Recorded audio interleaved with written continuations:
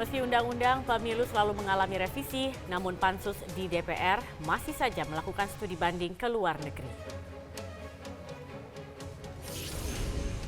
Anggota keluarga Cendana terus berupaya masuk ke politik.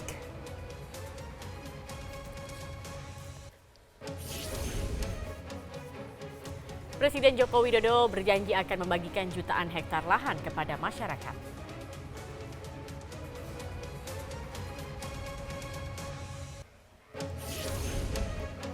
Anda kembali menyaksikan Prime Time News, di mana kami memberikan informasi tentang isu besar yang terjadi sepanjang hari ini dan menyajikannya dengan mengemas makna dalam sebuah berita. Saya Andini Effendi. Ya, dan saya Zaki Arfan. Kami berdua akan menemani Anda selama 90 menit ke depan. Ada sejumlah alasan kenapa kami menjadikan 3 agenda utama sebagai isu berita sentra pada hari ini. Yang pertama adalah setiap menjelang pemilu, undang-undang pemilu selalu mengalami perubahan dan setiap pembahasan pansus kerap kali melakukan studi banding ke luar negeri. Yang kedua, kita akan kupas apakah sistem pemilu di Jerman dan Meksiko itu sesuai untuk diterapkan di Indonesia. Ya, kemudian juga bagaimana dengan agenda kedua, ini adalah tadi yang pertama sudah kita lihat bagaimana kiprah anggota presiden kedua Pak Harto atau Soeharto yang selalu menarik masyarakat, dan alasan kedua sikap politik Titi Soeharto juga memunculkan polemik di internal Partai Golkar.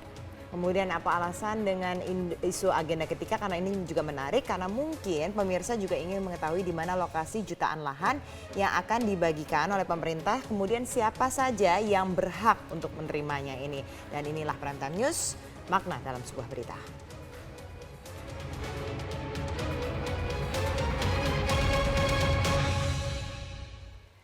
Penertiban spanduk provokatif kembali dilakukan oleh Satpol PP Pemprov DKI Jakarta di Cengkareng, Jakarta Barat. Pencopotan spanduk kali ini diwarnai protes dari seorang warga. Bicaranya apa bicaranya? Nah, ini peraturan pemerintah begitu Pak. Tapi bacaannya apa? Penolakan terjadi dari seorang warga yang memprotes penertiban spanduk. Warga yang diketahui sebagai Ketua RW 04 menganggap pemasangan spanduk tersebut tidak bersifat provokatif ataupun mempengaruhi warga lainnya dalam berpolitik. Pencopotan spanduk yang dinilai provokatif ini dilakukan oleh Panwaslu, aparat kecamatan, dan polisi di 17 titik di kawasan Cengkareng, Jakarta Barat. Hal ini dilakukan dalam rangka membuat situasi Pilkada DKI Jakarta yang sejuk. Wilayah penertiban pemasangan spanduk dilakukan mulai dari pemukiman warga hingga tempat ibadah.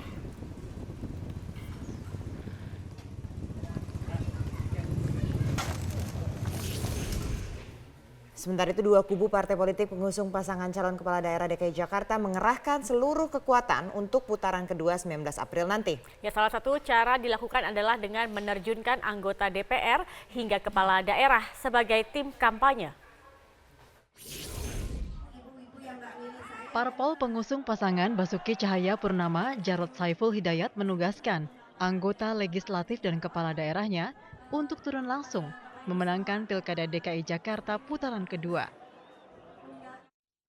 Sejumlah daerah di ibu kota seperti Jakarta Timur dan Jakarta Selatan yang menjadi basis suara lawan politik Anies Baswedan dan Sandiaga Uno menjadi fokus tim pemenangan untuk merebut suara. Kader-kader partai ini yang kebetulan kepala daerah, yang kebetulan ketua DPR di daerah, yang kebanyakan juga mempunyai para pengikut di daerah, yang sebagian besar juga punya saudara di Jakarta, itu memberikan pencerahan-pencerahan hal yang berkaitan dengan cara pandang melihat pilkada adalah merupakan suatu hak rakyat untuk menentukan pilihannya berdasarkan atas kompetensi, atas dasar kemampuan, atas dasar track record. Langkah serupa juga dilakukan tim pemenangan Anies Sandi, karena seluruh kader PKS dan Partai Gerindra juga bergerilya mengumpulkan dukungan di lumbung suara pasangan Ahok Jarot seperti di Jakarta Barat, Jakarta Utara, Jakarta Pusat hingga Kepulauan Seribu. Kita dari awal, dari pertama Pak Prabowo dalam rapat pimpinan seluruh Indonesia sudah menegaskan kita semua harus bergotong royong, bahu-membahu untuk memenangkan pasangan yang kita dukung. Ya.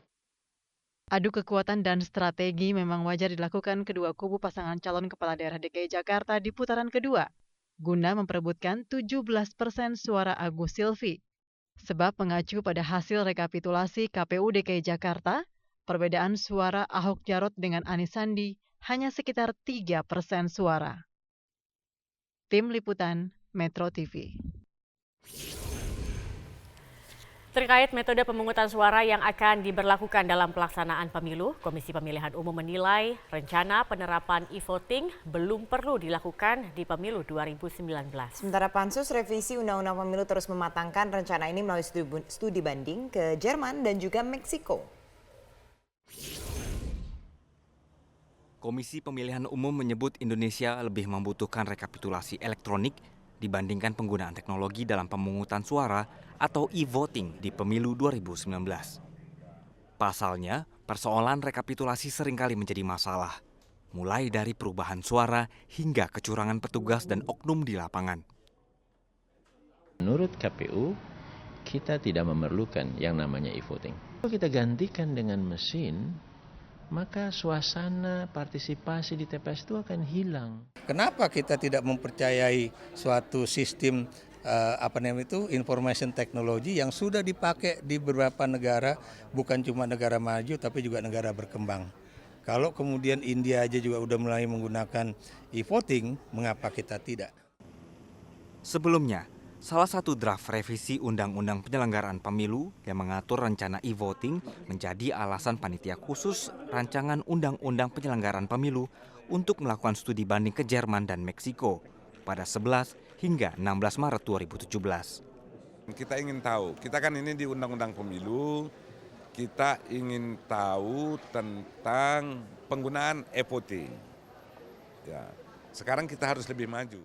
Bahwa sekarang ini para vendor dari e-voting itu sudah bergerilya kemana-mana, mendekati berbagai pihak untuk memuluskan atau ingin menggolkan supaya Indonesia menggunakan sistem e-voting itu. Pemirsa, kami akan kembali dengan laporan mendalam terkait dengan relevansi sistem pemilu di Meksiko dan juga Jerman dengan sistem pemilu di tanah air sesaat lagi.